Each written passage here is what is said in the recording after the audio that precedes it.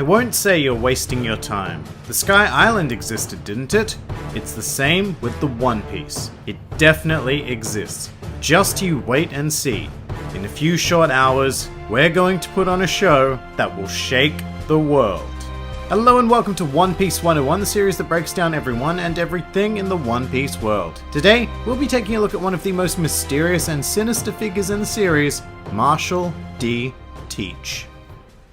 Marshall D. Teach is a rather large man in terms of height, width, and, well, depth, sporting an ever-impressive belly. In terms of physical appearance, he very much falls into the more commonly thought of image of a pirate, often seen wearing some sort of tattered shirt or jacket, with very unkempt hair, and carrying the pirate accessory starter pack consisting of multiple flintlock pistols and the ever-essential bottles of alcohol. You may have also noticed that Teach is one of the very rare characters in the series who carries the ominous middle initial D, and this is very intriguing because Teach doesn't generally exhibit the common character traits that other D characters in the series have, and Teach stands out as a bit of an inconsistency in regards to the will of D. With that said, Teach is quite inconsistently portrayed in the series as a whole. For example, sometimes he will appear to be exceptionally courageous, while on other occasions he can be very quick to exhibit cowardice. Similarly, at certain points in the story he can look quite fearsome and absolutely unbeatable, but during other portions Teach can look incredibly weak and just plain ridiculous. And this is all part of the enigma that is Blackbeard.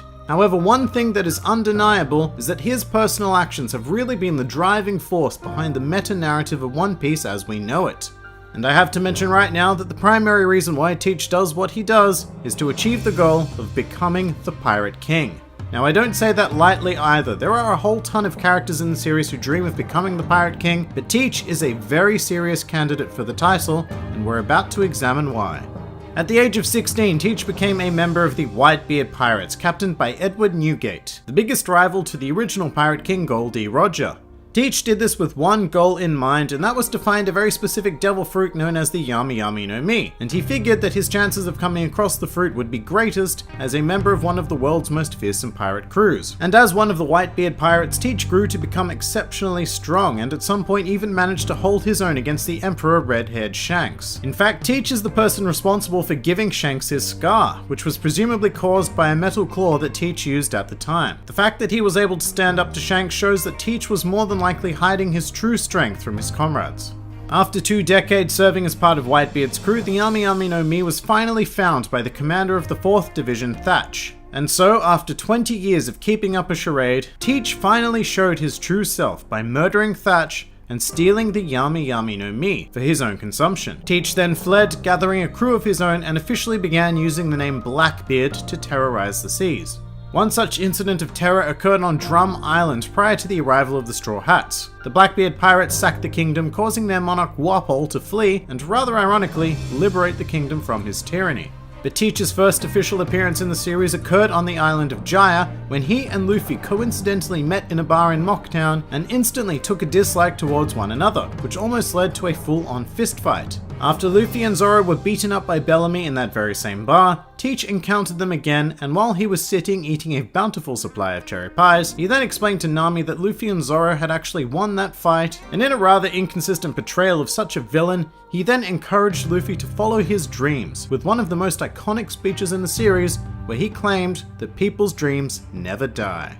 Later on, Teach learned that Luffy had a bounty of 100 million berries on his head and planned to capture him. However, he was unable to procure the Straw Hat Pirates prior to their departure into the sky on the Knockup Stream. The next time Teach would appear in the series would be after the Enies Lobby arc, as he and his crew were challenged by Port Gas D. Ace, the commander of Whitebeard's 2nd Division, who had been hunting Teach to seek revenge for the murder of Thatch. And it would be here that Teach demonstrated the power of the Yami Yami no Mi to the audience for the very first time. This fruit is a Logia type that gives its user the ability to become darkness. This fruit is said to be unique even for a Logia, and Teach himself has said that it is the most evil devil fruit. In addition to becoming and emanating darkness, Teach can use this fruit to create effects similar to that of a black hole by creating a dark void able to crush and absorb anything. Speaking of absorption, Teach is able to take objects and living beings into himself via the use of this black hole style ability, as well as spit them out. However, this ability is also quite dangerous to use, as the power holder can be damaged by attacks, if they fail to absorb them in time. But the Ami Ami no Mi also comes with one other incredibly unique ability in that it is able to nullify other Devil Fruit powers, much like Sea Stone or Armament Haki. However, unlike those two other known forms of nullification, Teach's ability is absolute, meaning that it treats an enemy fruit user as if they had never consumed a fruit at all.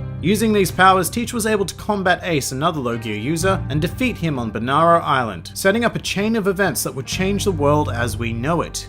Following this, Teach handed Ace over to the Marines in exchange for becoming one of the 7 Warlords of the Sea. However, Teach's time as a warlord would be very short, as he almost immediately used his influence to betray the world government and invade the underwater prison of Impel Down, just prior to the commencement of the Paramount War, a conflict between the Whitebeard pirates and the world government that Teach himself had incited through the capture of Ace. During this time, Teach ran into Luffy once more, who was in the process of escaping the prison. After a brief conflict, the two groups decided not to waste their time on each other, and the Blackbeard pirates continued traveling all the way down to level 6 of the prison. Teach and his crew then ran into the chief warden of Impel Down, Magellan, who defeated them almost instantaneously with his poisonous Devil Fruit abilities. And the Blackbeard pirates would have died right then and there, if not for Shiryu, an ex-warden of Impel Down, who provided them with an antidote and would end up joining their crew.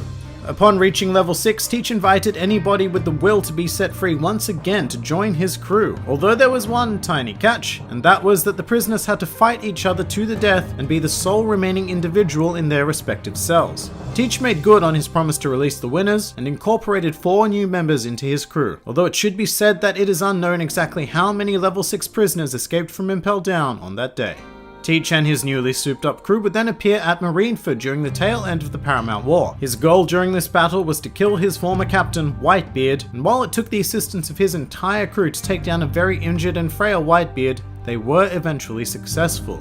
Teach then completely rewrote the facts of One Piece as we know it, and through an unknown means, was able to absorb Whitebeard's Devil Fruit, the Gura Gura no Mi, becoming the first and only person in the series to possess 2 Devil Fruit abilities. And with a sudden burst of confidence, Teach used both of his powers to fight against Vice Admiral Garp and Fleet Admiral Sengoku, before the war was ended by the appearance of Red-Haired Shanks.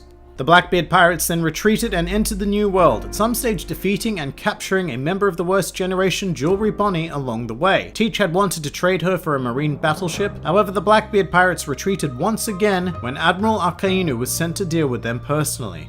1 year after the Paramount War, the entirety of the Blackbeard pirates fought directly against the remnants of the Whitebeard pirates, led by 1st Division Commander Marco, in an event known as the Payback War. The result of this conflict was the overwhelming defeat and subsequent dissolution of the Whitebeard pirates. Teach was then able to use his knowledge of Whitebeard's former territory to fill the power vacuum left by his death, and became officially recognized as one of the 4 emperors.